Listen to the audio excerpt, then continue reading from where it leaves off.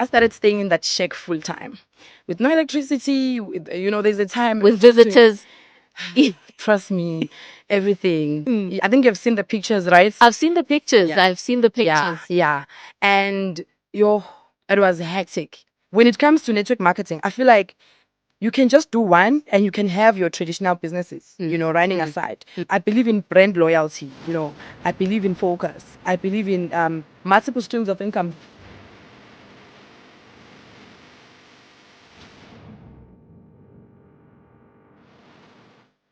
Welcome to another episode of Rise of the Modern Moguls podcast. And today, geez, I've been waiting for this day for a while now. We've been making plans, but the day is finally here. And I'm excited because we get to share a story of resilience, inspiration, and I don't want to take the words out of your mouth. So today, fam, we are super blessed. Today, I've got with me Nonhle Nyathi, an amazing young woman who is doing great things. She's big business. I was telling her just now that she is big business personified. So today, she's going to share her story with us, let us know her journey. It is an inspiring one. Trust me.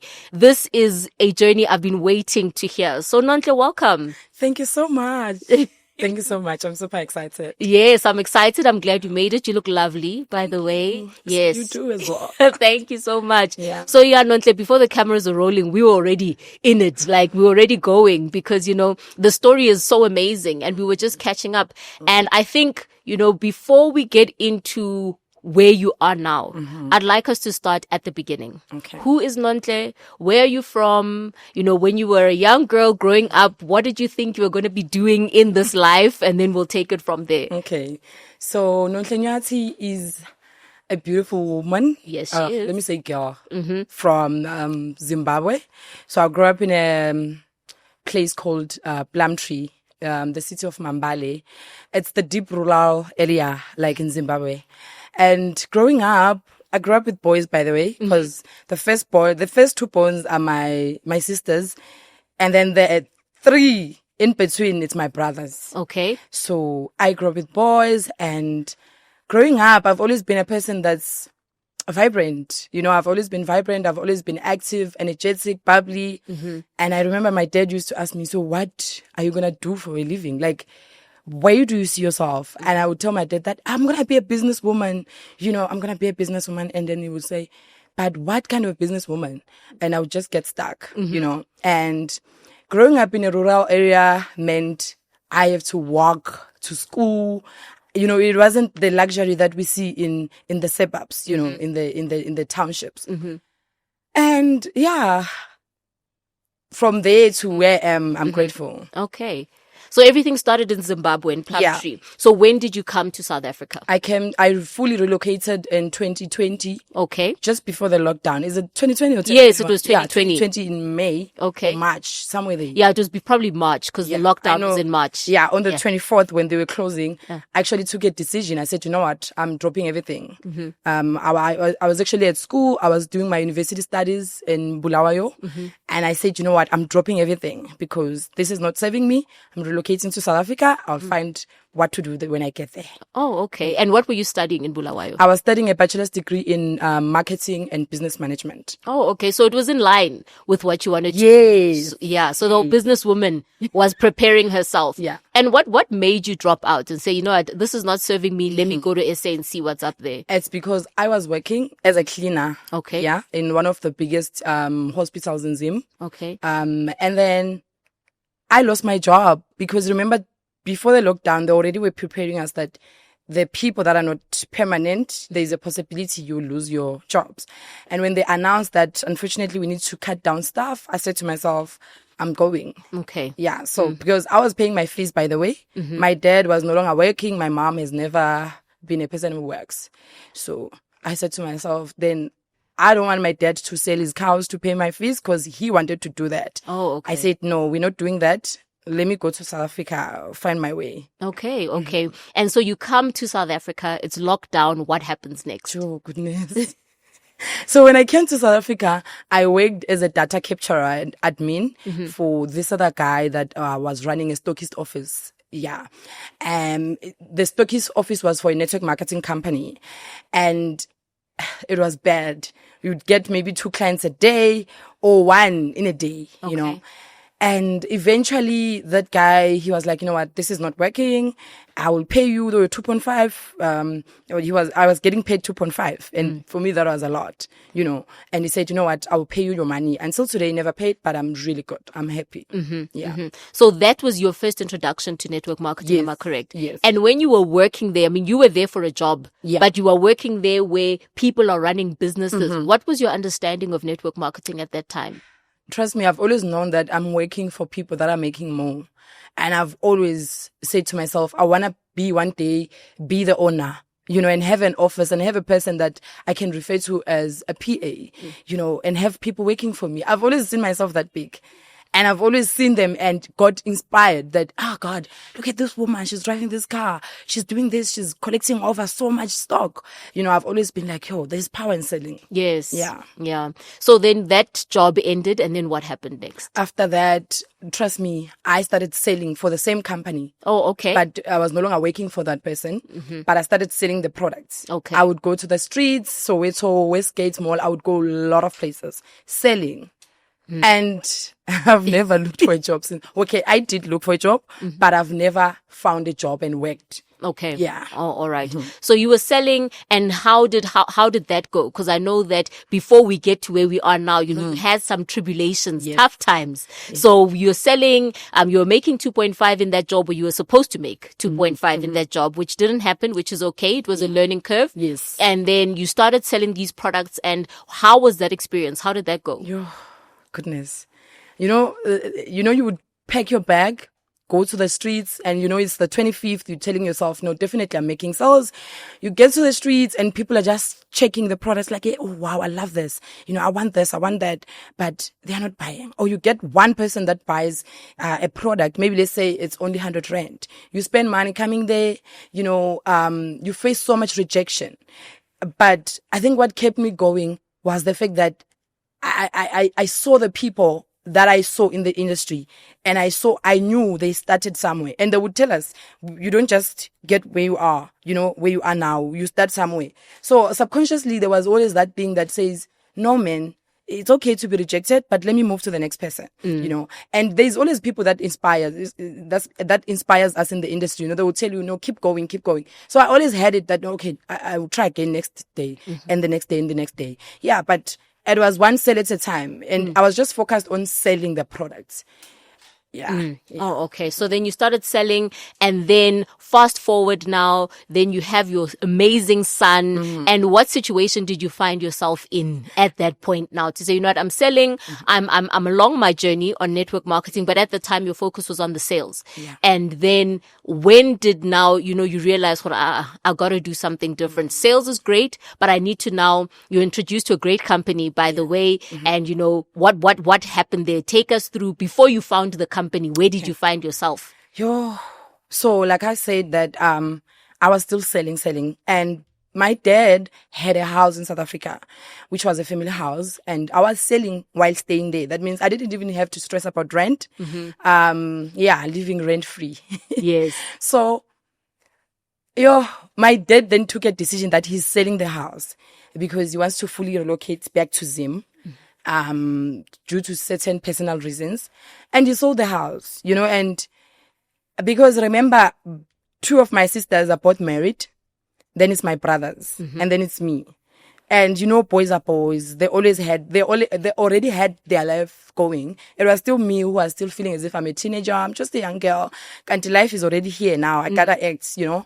And then I found myself having to move out, and you know, Fat and Set. Yes. Yeah. Yes. I went and stayed with my ex-boyfriend, which is my baby daddy now. We moved in together. A few months down the line, I got pregnant. He lost his job, and you know, even before. Well, outside network marketing, I would sell clothes, shoes, hair, you know, and I've always been that person. Yeah, you know? industrious. Yeah. Yes. And then, now I'm with this guy, and he loses his job. I lose my phone as well, which is a tool in the, it's like my office. Yes. You know? I lost my phone as well. That means 2 people were stuck with each other with no income, and we are broke. Yes. Yeah. And from there, we started having so much misunderstanding, you know, when financially frustrated, pregnant as well. we drifted apart.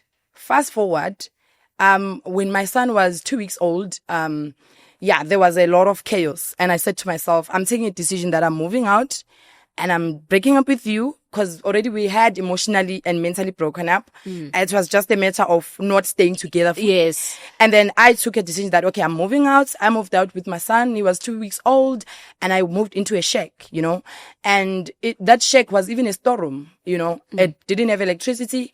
It didn't have anything. It was just a shack. Yeah, just 4 walls. With dust. Sure. And, amakundwane. Yes. They would do their in and out, the visiting, Yes. I had to clean.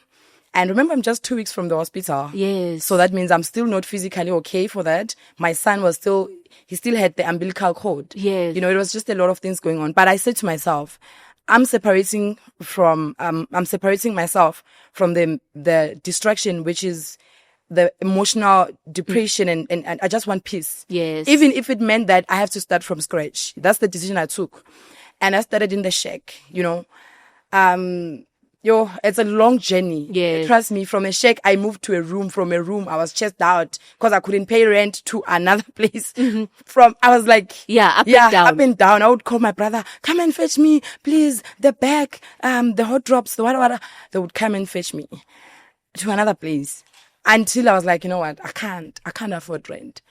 I can't live like this. I can't say, please send me 300. I will pay you next week.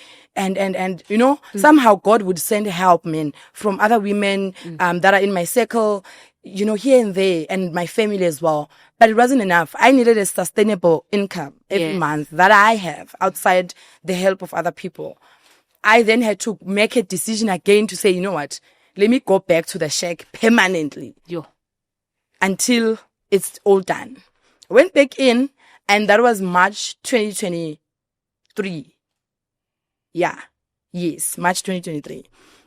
I started staying in that shack full time. With no electricity, there's a time. With visitors.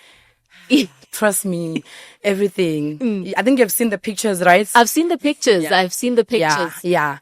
And it was hectic. Very, very hectic.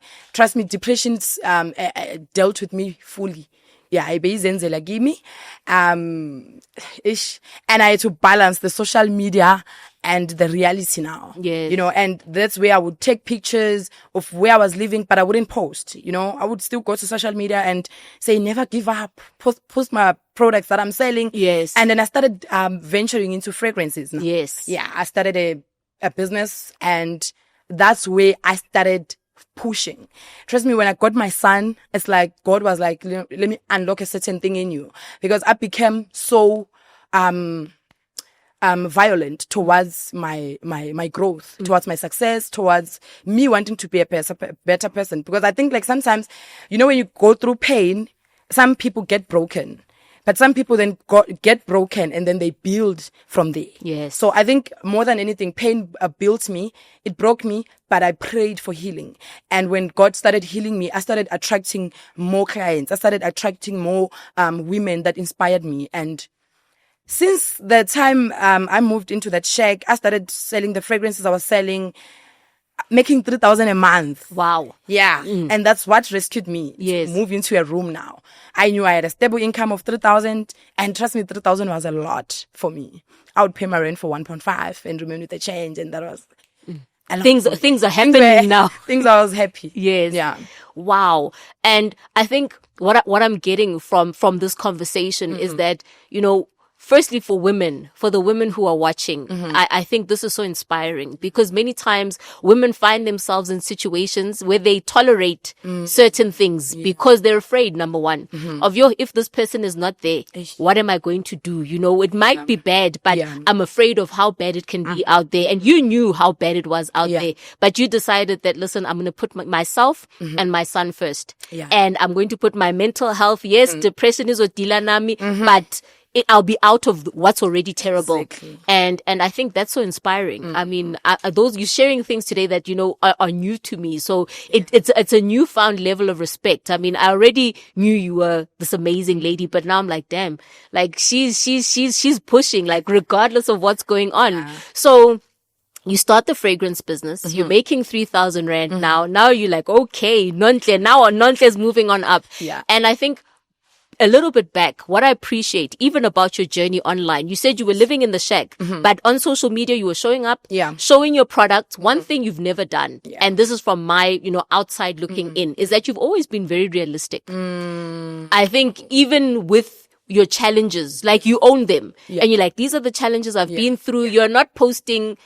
a glamorous house when you were not in it. Yeah. You were posting your business, you were posting your product. Yeah. And I think a lot of people are afraid to say, because I can't show, maybe I don't have the lifestyle yet. Yeah. But the lifestyle comes as a result Wow. of doing the work, and that's what you did. You showed the reality, you showed your products, and that then took you to the lifestyle that many people want. And that's why you hear people say on social media, it's a fake life. Like, don't believe what you see. Yeah. But you created that from social media. So tell us, how important was social media in building your business? So it contributed 99%. Trust me, because even the people that shaped me in the industry, because you don't just become grown alone. Yes, you very grow true. People grow you. I met them through social media. So social media is a great tool. And even now, if you look at things, you find jobs through social media, you find clients through social media. We are here, because of social media. So, exactly. it contributed a lot, because I've seen, like I said, I tried going to the streets to sell. It was not working for me fully. And when you grow, things change. Now when I go to the streets, because I'm no longer mentally, and my approach to customers is no longer the same as how I was approaching people back in the days. Yes. Because maybe I would just go like, hello, I'm selling perfumes. Now I have a different approach altogether. So Yeah, you've learned, you've grown. Yes. And so would you say that it's more profitable to do your business online than it is trying to do it offline? Like, because when you're talking about going to Westgate and Soweto, it's transport money, it's lunch while you're there, it's appearing in a certain way. Is it more profitable to be sitting at home on the phone and doing your business there? Trust me, I think 70% of how much I make a month comes from online than, because you hardly see me in the streets. I mean, I go to the streets when I have deliveries to do, when I have presentations, but I won't lie. There is money in the streets. Yes. There is money in the streets. When you can, just get a table. What I would advise a person is that get a table, put your products and sit down. Because trust me, when you're in the streets, maybe let's say Bara, and you're approaching people, it can be draining. Yeah. And for a beginner, you may start feeling as if, some people may not have the same mentality or the same energy to say, I'm coming back again tomorrow. Like me, I was that person. But maybe someone will feel, it's draining. No, this is not working. But if you have a camp chair and a small table like this one, you get to sit down, and then you can just stand up to market and then go back to your seat. There you are able to cool. When you feel like you are rejected, you can sit down and cool off a bit and then go back again. But I will say push both, but don't ignore the social media part. Yeah. That one is the biggest. Yeah. And so you met your mentors also on social media. How does that go? Because I know you're big on mentorship, and I love that. Wow, and you've said something important to say, we don't get here by ourselves. Yes. You didn't just become Nonhle because you are Nonhle and you know it all. You were willing to learn. You're willing to be coachable. You're willing to, sometimes people will say, Nonhle, that's not the smartest thing to do, but you knew what you wanted. So how important has mentorship been in your journey? It played a big role in my life. I don't want to lie. Not just business wise, but mentally, spiritually, physically, emotionally. You need that one person that is in the corner that's believing in you, that's clapping for you. Like I said, when you go to the streets, you find the rejection, you come back home, you have a mentor. You said, you know what? It was not an easy day. This and this happened. When you have a mentor, that person is able to say, you know what? How about you try this strategy? How about you do this way? And a mentor is a person that will guide you. I don't know about other people's mentors, but mine, even, there's a time when I took my son home and I was now staying alone. You know, I started drinking a lot. Like I wouldn't go out, but I would drink at home, like more alcohol, because, you know, you're fighting certain things and you don't want to approach them directly. You want to stick to alcohol. And she would tell me and say, you know what, I think you need to tone down a bit. Do this way. You know, don't forget to pray. And even with me upgrading my life, you know, when I think I started making money, like huge money that I have never made. Because huge for me might not be huge for you, you know? Yeah, for the next person who's watching. Yes. Yeah, but people were putting so much pressure. Like, you're making this amount, you're staying in one room. Why don't you move? Get an apartment, you know? But me and my mentor had conversations to say, when you start making money, save, do this, relax a bit until your business is stable. You know, so when you have a mentor financially, you take calculated decisions. You don't just wake up and say, I'm buying a G-Wagon. Yeah. When you have a mentor, she will tell you, can you buy a G-Wagon twice? Yes. Can you afford it twice? Like, do you have 3 million? Twice. So you got 6. Yeah. Somewhere. Because if you buy a G-Wagon with 3 million and you have an empty bank balance. Remember, we are business people. And yes. Business is business. Yes. It's got its highs and its lows. Yes. Exactly. So those are the guidances you get when you have a mentor. Yeah. And when you have a mentor, you become, even how you lead your team, it becomes different. I lead my team almost the same way how my mentor leads me. Yes. I don't just, touch base on the business. I check up on them. Are you okay? How is your family? Yes. How is your prayer life? Is your boyfriend okay? You know, because women, they go through a lot. I think because I've been a woman that went through a lot. So I understand that women may show up on social media as if they are good, but deep down they are abused, they are beaten. You know, there's a lot going on. So I am that mentor team that understands women more. Yeah. And I think, and don't be afraid to give your mentor a shout out. We can give her a shout out. Shout out to Lisa Gemo. I love you so much. Yes. Yeah. No, she deserves it. And I think, you know, good mentors must be recognized. Yes. And we must give them their flowers. True. Because you tell a tree by its fruit. And the fact that you are here and the way that you're speaking, I mean, you're referring to her so much. So we can tell that the tree, you know, it's a good tree. And you know, that woman, goodness, Aisha, I don't want to lie. You know, God will send you divine help. Yes. You know, that woman is one person. I wouldn't text her and say, yo, I don't have money for Pampers. I need 300. That woman would just text me and say, here's 500, happy Women's Day. Wow. And trust me, it would be a situation of maybe day before I went to God and said, God, I need Pampers. I don't have this. I don't have that. And she would just pull through and say, you know what? Here's 500. That woman would load a trolley, go Pick and Pay with my son's food and toiletries, everything, and say, this is yours. Yes. Take care of your child. Yes. So we need women like that. Yes. And I hope God gives me the strength to also impact, you know, other women like that. Yes. Because I feel like the motivation, you can do it. It's not enough. You know, sometimes people need money.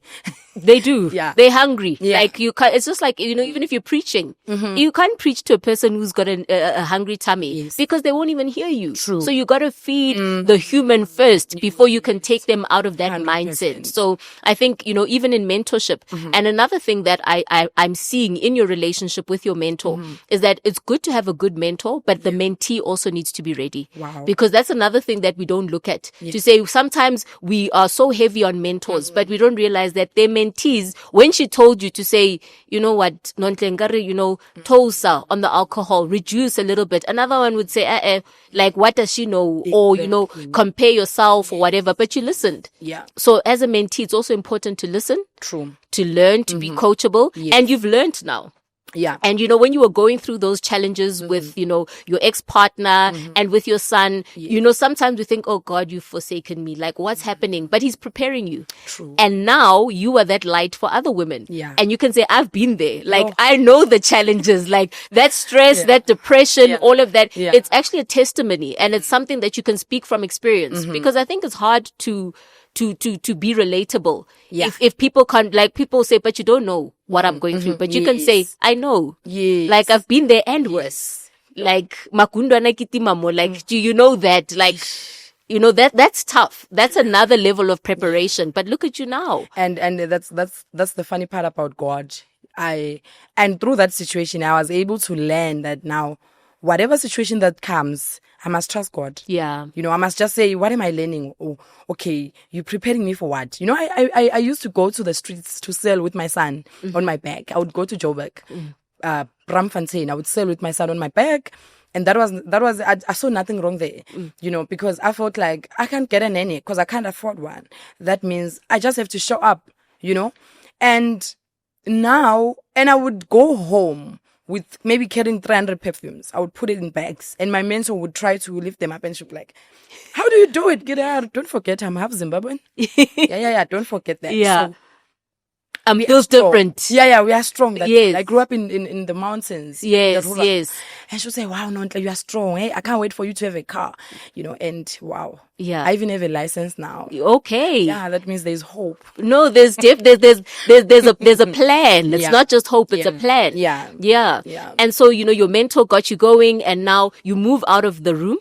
I mean, out of the shack. Yes. We're still in the shack. I remember there's a video you posted and it's raining. Oh my and God. I got emo. Like, I got so emotional. I was like, you know, sometimes you complain and you think, but here's a person who been through it. Wow. So tell us, you leave that shack where the rain is coming. And it's also a funny thing. When I saw that video, I'm like, Nonhle, why is she recording while it's busy raining? Like, oh yeah, you know why I recorded? Because I was showing my brother, because he came and fixed that thing. There's a thing they put on top of the roof so it doesn't leak. Right? Yes. He came and said he fixed. And now it's raining again, and now it's pouring now. Yes. But when it rains, it pours. Yes. Yeah, it started pouring, and I record for him. I'm like, do you see what I've been feeling the water here? Yes. You didn't do anything, you know? And I sent that video. So it was after a while that I saw that video. I'm like, I can use this. Yes. Yes. Wow. And it's a powerful representation, because there you can see in real life, like in 4K, this is what you were going through. And so you move out of the shack, you go to the room. Now, how's your business looking? What's happening in the business? Wow. Now I'm loving it now. Yeah. I was staying in that room, and I remember now I had Wi-Fi, you know, it was only 100 Rand, imagine, so affordable. And one thing about me is that I always go to, I understand my standards. You know, I live according to my means. I don't want too much pressure. You know, if the car that I'm going to buy, I don't want stress. I want my level. Yes. So that room, I was paying 1.4, and the, what's this? The Wi-Fi. Yeah, it was 100 Rand. So that means it was 1.5 all in all. Whew. My business was now flowing. Everything was nice because, I mean, I have Wi-Fi. That means I do Zoom meetings with my team. I do mentorship, and I'm able to do things, right? And then boom, the business collapses, closes down. I have no stream of income now. Ooh. Because why? Because the business has closed, and I had one source of income, which was the perfumes. Yes. Now I had to look into other things. What can I do? And then my mentor again says, you know what? There's a cruise ship jobs that you can do, right? Apply. I applied. Fast forward, I got the job, did an interview, everything was good. Wow. Trust me, going to United States, and I was going to make 50,000 a month. And I was like, goodness, I cannot wait. Yes. But you know what? My visa came out. Everything is good. But guess what happens? God is funny. The visa that I applied for, and I know, I even still have the documents. It was a C1D visa, which is a cruise ship visa. Yes. But you know what happened? The visa came out as a B1, B2. Okay. As a visiting visa. Oh. Which I don't know why. Now, I can't, because when I submit, they are like, you know what, your visa is wrong. You need to go back. They need to fix it. But now we need to take the person that's next in line, because we needed you this weekend. Yes. That means you can't fly into US. That means we need to, sorry about that. Yes. Trust me, the 4.7 that I had got for the visa, I'd borrowed from my mom. Yes. She sacrificed. And I was like, Mama, it's happening. I can't go anymore. My mentor said, be still. God did not give you the spirit of fear. Why are you panicking? Yeah. I'm like, do you understand? I don't have a job anymore. Now, how am I going to pay my rent? The next thing is that I can't even sell perfumes anymore, because these perfumes, I don't want them in my house. Yeah. I'm frustrated with them. You know what?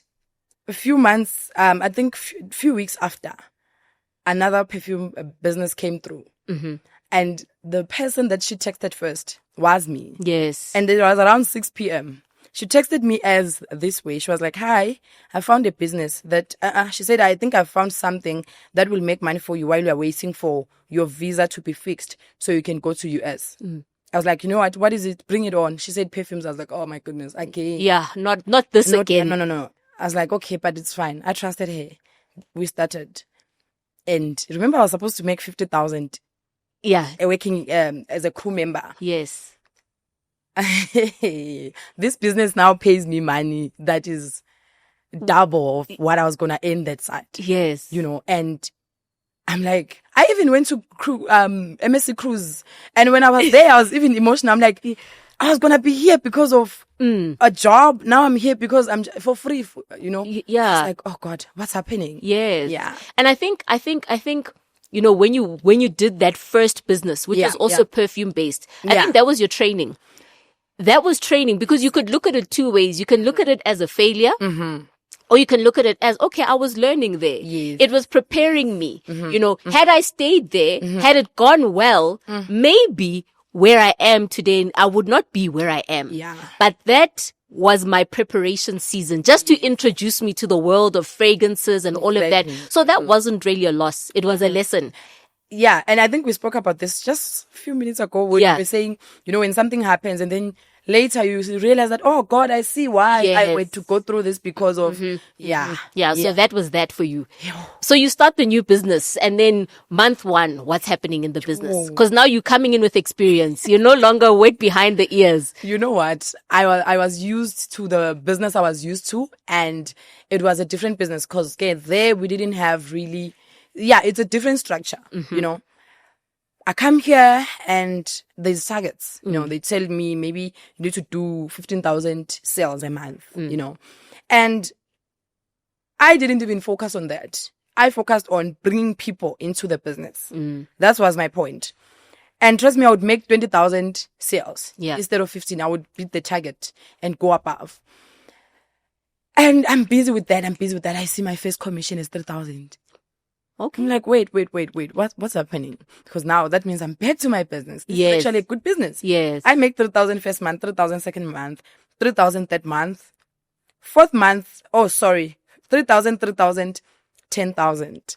That's when I said, you know what? Let me go to God and ask him what's happening. What's here? You know? And I remember my mentor would say to me, you know, this business is going to pay you 100,000 a month. And I would say to her, oh goodness, she's such an ambitious woman, this one. I know her. She would say, trust me, this business, let's push. And I started trusting her. We worked. Oh, God. And I think that's also the importance of having targets which are here. Your mentor can push you further. Yeah. But when you start where you are and say, okay, my first target, if I can make 3K so that I can, you know, handle the rent and my Wi-Fi and just be back to normal. Yes. Then you hit that target. And then that gives you also that proof in your mind to say, oh, okay, this is working. It's doable. And the confidence. And I think that's also when you are onboarding new people onto your team, you know, from what I'm hearing, how you guys are working, you know, you're taking them step by step. You're not just saying 100K tomorrow. You're saying step by step. Let's start where you are, but over time, let's build. And this is a network marketing company, correct? Yeah. So you had learned that, okay, I did the selling thing. It was great. But now through your experience, you now knew that to build bigger, you had to build a business. Yeah. And you had to refer people, not just sell, because you mentioned that the target was set, but you didn't reach that target alone. Yes. You referred other people. Yes. And then the targets met themselves on the way because you were doing the business, and in doing it, you got the results that you were looking for. So 10K later, and now what starts happening? How is life changing? Where's Nonhle's frame of mind now when she's still that, you know, 5-figure girl? Nonhle is starting to think, okay, what can I do? And the first thing that came to my mind was like, you know what? I need an iPhone. Like, I mean, that's one thing I saw girls on social media having, and, you know, they'll post, and my boyfriend got me an iPhone. I'm like, oh my goodness, I'm getting myself an iPhone. Yes. I got myself an iPhone, and that was just 6 days before I traveled to Indonesia for the first time flying. Yes. And for the first time going to Asia. Yeah. I got my iPhone 13, and that was the first thing I got. And I started saving. I was saving by my 1,000 a month, you know, and first time, you know, first Christmas of having money. Yes. Yeah. The girl was happy. The girl was happy. And so the girl's now traveling. Yeah. She's an international girl. Wow. She's not international because she's on the cruise ship. in a job, but now as a business owner who sells perfumes, who's in the fragrance business, and now, you know, doesn't just look good, smell good, money in the bank, you know, lifestyle to boot, because now all these things that people want and they see like on social media, like you say, girls say, my boyfriend bought me an iPhone. You were able to get those things on your own and push and use that same social media that people are using to gossip, to have fun, to tell jokes. And you used it and you built a business out of it. Wow, that's crazy. That's crazy. So social media is a beautiful tool. It can connect you to people that are in US. Right now I have a team of people that are in Botswana, Zimbabwe, Zambia. I was in Zambia actually last week. Yeah. All these people, I met them through social media. You know, I didn't go to Zambia to recruit. You can't just invest in traveling. I mean, flights are expensive. So social media saves costs. You know, All right. So now from the room, what happens? Because, I have a picture in my head. I think I'm spoiled because I've got the social media history and I have a picture of you like this signature pose. You see, I'm on social media. I'm following her. Yeah, you know. I'm a real follower. I'm not just saying it because. 100%. Yeah, so I've been following your journey. You'll see there, you know, me liking, doing all of that. Because I think, like you say, social media connects us. We're here because of social media, 100%. you know. And so you now from the shack to the room. As we say, you know, he takes tatala. Angbela. Levels. He takes you level by level. Just allow him to take you. Yes. So from a room, after months of saving, you know, I've been saving, and I told myself that from a room, because me and my mentor, we agreed and said, you know what, from this room, we are going to our house. I'm going to my house. And I also owned that statement, and I took that decision to say, I'm definitely going to my house. So I said to myself, but I can't afford now. When am I going to get the million? Because I can't save for this long, you know. I tried now to apply for a bond, which I did, and got declined. Okay, dizzy money so. Why? Because, you know, your SARS, your relationship with SARS has to be... it has to be in order. You need to be paying your tax and everything, which I didn't know those things. I get it, grow. And now I'm like, okay, I've been declined, but I can't be in the room and save for all these years. You know, I need to be out, you know, and even the environment around me started getting very uncomfortable, because I would see my landlord. I think maybe she was stalking me on TikTok and seeing that I make money or whatsoever, but she started being a difficult person. And I never missed my rent. If there's one thing I've always encouraged people, was paying my rent on time. You know, I would pay prior even. I would get paid on the 15th, they pay my rent prior, and I would post on Facebook that 1.5 rent paid. Don't forget to pay my stand, you know. Fine, I'm like, you know what, let me look for a place to rent. Even if it's a 2-bedroom apartment or a bachelor, you know, I get a place to rent. I move in, which is the... I do everything proper. I celebrate the achievement, because I mean, from a shack moving to a room. Yes, it wasn't my apartment, but I felt like, man, this deserves to be celebrated. No, definitely. No. Don't let anyone steal that celebration away from you. And I think now, I'm paying more rent now. I felt like, this deserves to be celebrated. And you're paying it yourself. Like, no one's paying it for you. And that's an achievement. And I think that also talks to the social media mentality. Every time you want to celebrate something, somebody like, but, you know, somebody will say, but it's not yours. But you got there. So I think, you know, enjoy that celebration. You were right to celebrate. Thank you so much. Fine, I move in, and I'm still praying to God to say, but God, show me the light. You know, I've dealt with my tax issues. What's next now? I'm like, okay, I've just moved in here, and obviously I'm paying this amount to the person that owns this place. How about I get this for myself? Because this is also a normal start. I mean, for myself, I can afford. Maybe this amount I'm paying for rent, I could do it as a bond. Then I started finding out with the agents. I managed to get in contact with them. I applied. We submitted my application. 2 months down the line, it's approved. I'm getting my keys. And, you know, it doesn't kick in that now this is my house. I'm still okay. I mean, plus I'm excited about Thailand. I'm thinking about Thailand. I'm not really thinking about all this. But a day before Thailand, she calls me. She's like, you know what? Come and fetch your keys. We need to hand over everything, and you need to sign fully everything. Really? Okay. I go downstairs and I'm in a gown. I think I posted them. I was just in a gown, chilled.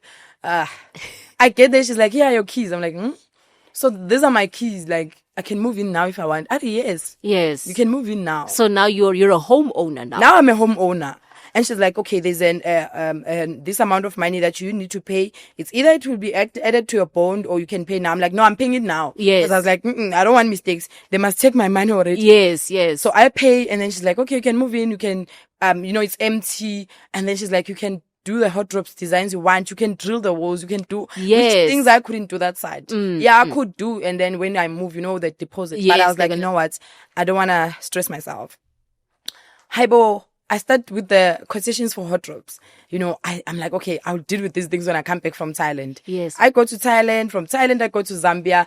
Zambia, I'm back. And I'm moving into my house. Yes. And yeah. And here we are today. You're a homeowner. Yes. Congratulations again. So that's not a small thing. And I think, you must celebrate every step, because thinking from that shack where the water was coming in, where the makundwane visitors running around your feet, and today you're a homeowner. Yeah. And I think what I'm also getting from your journey is that you grew in so many ways. You grew financially, but you also grew in your understanding, like your financial IQ, learning how things work, learning about taxes, learning about, bonds and budgeting and all of that. So the entrepreneurial journey in network marketing is not just about come in, make money. No. It's come in, grow. And there's one thing that our CEO always says. She would say, you know what? You need to have a beautiful relationship with SARS. Yes. Which is one thing that I think most network marketers, let's say, in this industry, we avoid. I think we take ourselves lightly. We think, no, man, it's just 100K. It just came in, but... Yeah, Caesar's waiting. It's coming. They're just like, okay, let's wait for it to be million. Yes. Yeah. And I think that's the responsible way of doing things. And I'm happy when we have companies that are leading from the front and are empowering their distributors, not just make money, but also, as a business person, grow, have a good relationship. That's a good way to put it. Have a good relationship with SARS, because it doesn't have to be bad. Yeah. And, as a business owner, you don't have to even pay that much tax. So be smart about it. Tax, don't run away from it. Yes. Address it, pay it, do it the right way, and you can actually have a really good relationship with them. 100%. So that's good. So you've got a good relationship with SARS. You're now, you're a homeowner. You've got a bond. Look, girl, you're a big business. I told you, big business. And, so here you are. You've now moved into your home. What are when you started with your fragrance business, the one you're in now, you grew from 3K to 10K. You're now traveling internationally for free. I believe you have multiple businesses even in that company. Ne? Yeah. So what does a month look like? You don't have to give us, exact numbers and all of that, but what does it look like now? What are we looking at? Where are you? What's happening? Plus or minus 100K. So you're a 6-figure monthly earner. Somebody who said, you know what, not so long ago, 2023, your situation was, I don't even know how to describe it. And that's what scares me about God, is that he can just, just like that. Yeah. Because that is pretty, and we always say network marketing is not get rich quick, but we also don't get rich slow. Yes. That's the thing. When it really gets there. Yeah. The exponential growth is crazy, because your income goes from 3K to 10 to 18, and you're like, it can double.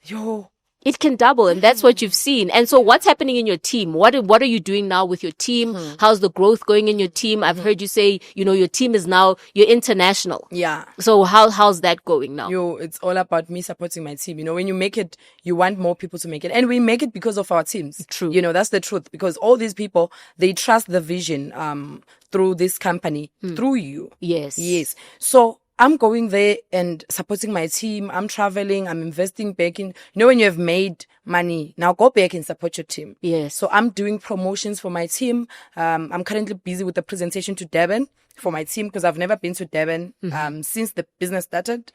I've been to Zambia. Next year, there's more other plans coming. Okay. Right now there's I qualified for an iPhone. Yes. That means I want to incentivize my team with the 13 that I currently have, and Yes. then I upgrade to the 16. So Nice. it's the little things. Yeah. Yeah. And they add up, brick by brick. Yes. So it seems like a little thing. But in network marketing, those are the things that count. Yes. Building your team, supporting your team, incentivizing them. Yes. Also, and getting them to see, it's not just about me. Yeah. It's about getting you to where I am now. That's what it's all about. And so good leadership is key in this industry. And you learn it through good mentors. And your mentor has planted a seed in you. And you said you are now training and mentoring your team how you were trained and mentored. And imagine if you didn't have it, you'd be giving the same to your team. And then you'd be worried, why are we not growing? Yeah. Why are we not having success and all of that?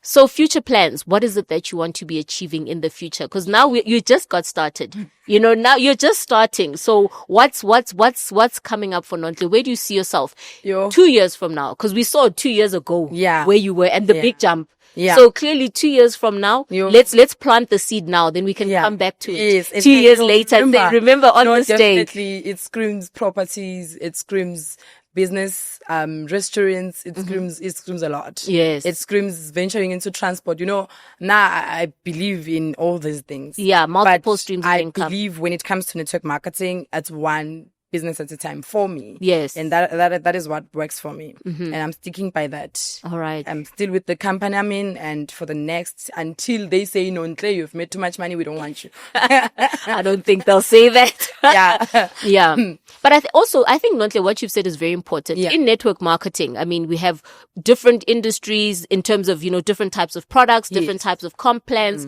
For you, you've said something very powerful. I mean, I believe in multiple streams of income like you do, but I also believe that you can't start a business today and then 3 months later you're starting another one. And then 3 months, then you look after a year, you've started 3-4 businesses, but none of them have succeeded. Had you just stuck to one for 12 months, you would have seen where it is that you're going. So maybe share a little bit about why you have that mindset and what you think, for somebody who says, I also want to start Nonhle, but how should I do it? What do you have to say there?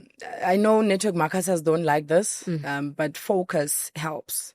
Focusing on one thing at a time will help you to build until it's sustainable. And, even when it's sustainable, you need to say you have got 3 million savings that you can say, let me launch another business. Or you have got 1 million. It needs to get to a certain level. And liwena, emotionally, you need to be in a level where you feel that I've got less stress. Even when I'm not in the hands-on in the business, my business can still run. Yeah. So imagine right now I'm still building. For me to say there's a Durban presentation, I need to go and present. If I'm saying there's a team mentorship, I am the one who's mentoring my team. So I can't say now I'm launching another business. Now I'm teaching this team in this company. I'm mentoring another team that side. And now I have 2 products that I'm running. I feel like for me, I believe in brand loyalty. I believe in focus. I believe in multiple streams of income. But when it comes to network marketing, I feel like you can just do one and you can have your traditional businesses, running aside. Because they, at least, even maybe let's say you're doing Uber, you have an Uber driver that will drive your car. Yes. You can focus on your team. Yes. Because with network marketing, unfortunately, it's a spiritual business more than it is financial and everything. Because I feel like there's days where I would feel like my team is stressing me, they are asking me things like, when are we getting paid or whatever, the pressure is a lot, especially month end. The orders are too much. Yes. And you pray for growth. And now growth doesn't just come. It comes with a lot of responsibilities. You need to answer to your teams. You need to talk to the company and query for your teams. There's a lot of things. Now, I don't want to imagine how I would have to deal with that stress double, Yes. So then when that happens, you shut down as a leader. Your body, you just lose it. So imagine if I was running 3 multiple network marketing businesses. That means I'll shut down for this one and this one and this one. I can't. Yeah. And days where you're emotionally tired, your business drops because you're not posting consistently. You're tired, you're exhausted, you're negatively off your business. And network marketing is a spiritual business. Like I said, I share my journey and people see the vision. Then they see, okay, so I can make money through selling. So when days where I'm not okay, automatically I can't attract people. Yeah. Yeah. So I wouldn't recommend.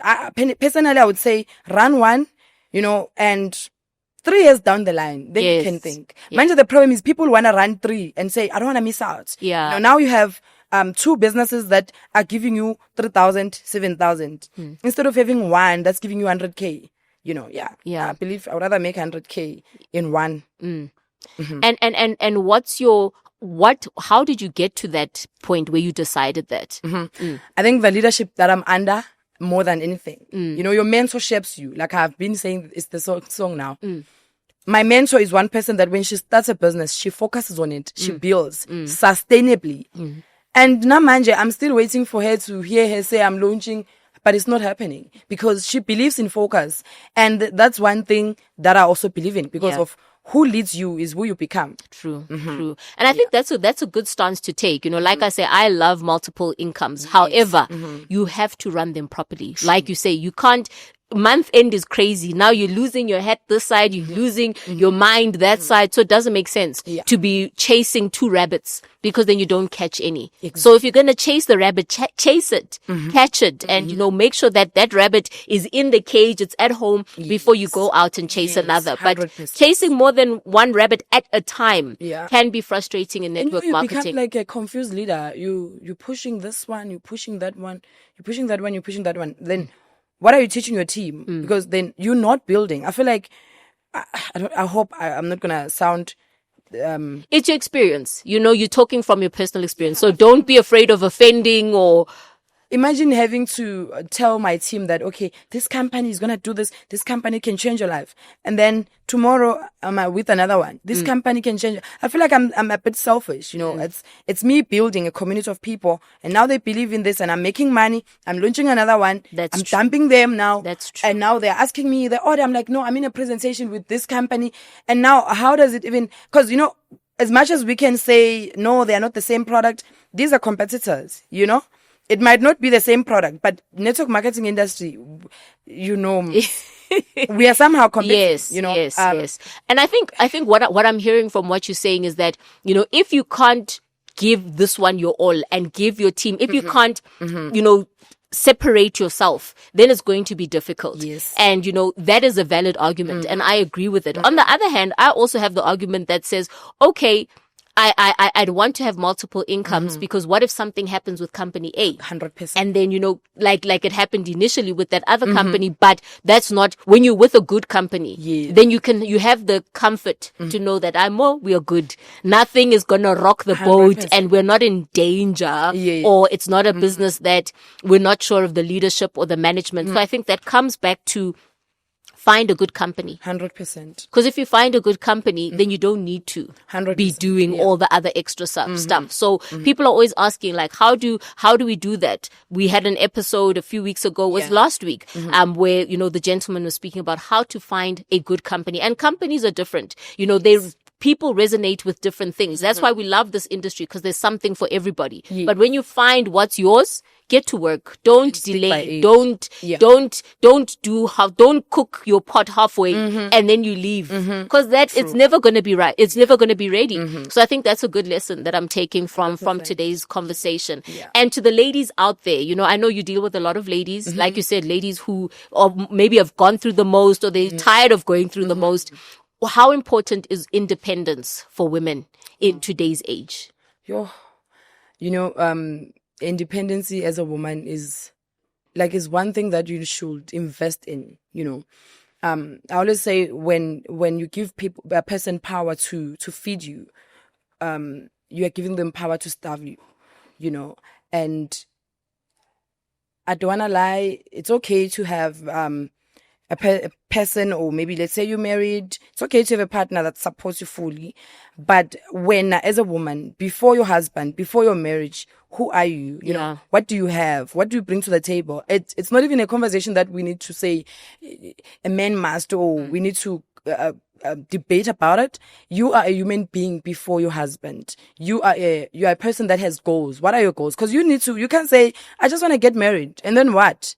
I mean, it's different now. Back in the days, our parents, maybe that's how they were doing their things. But now, looking at how women get abused, some they lose their lives, Yeah. because they are in marriages or relationships where they can't leave because of financial benefits, and maybe they are stuck now with 3 kids, and you're looking at their properties, you're looking at everything, and like, you know what, let me stay for the sake of my kids, So when you build yourself as a woman, you build your brand, you have your own thing going, you're protecting yourself, and that means you are taking your power, you're giving yourself power to say, with or without, I'm okay. Yeah. And it's not a thing that we want to disrespect men and say, I don't care about men. No, we definitely need men. There is no life that's easy without a man. Trust me.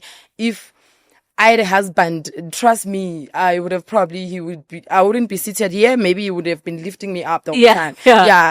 Yeah. So I believe that we need to have our own thing going so that we can also be women that, we bring something like, meet your man halfway. I think that's beautiful to see. Yes. Yeah. And that's so inspiring for you to see, as a young woman. And as a single mother, Yes. To single mothers out there, when you have a child before marriage, I feel like it's important that you build your empire before the marriage, for just in case, I'm not saying what's going to go bad, but protect your child, especially when you have a boy. Imagine I have a boy, and I always think to myself, imagine I get married to my husband, God forbid he passes on or whatever happens, and I pass on first. I pass on first, God forbid.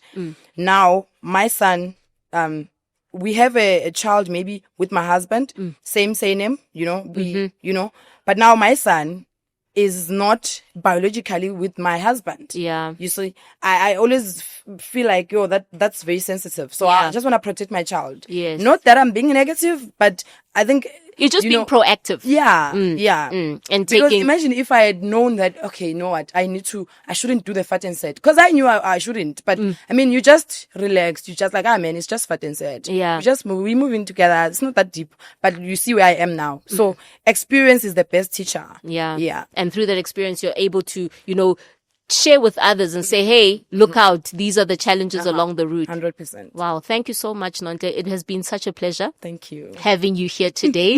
It was awesome. It was everything I thought it would be and more. Wow. So I'm really honored that you gave us your time. You got to share.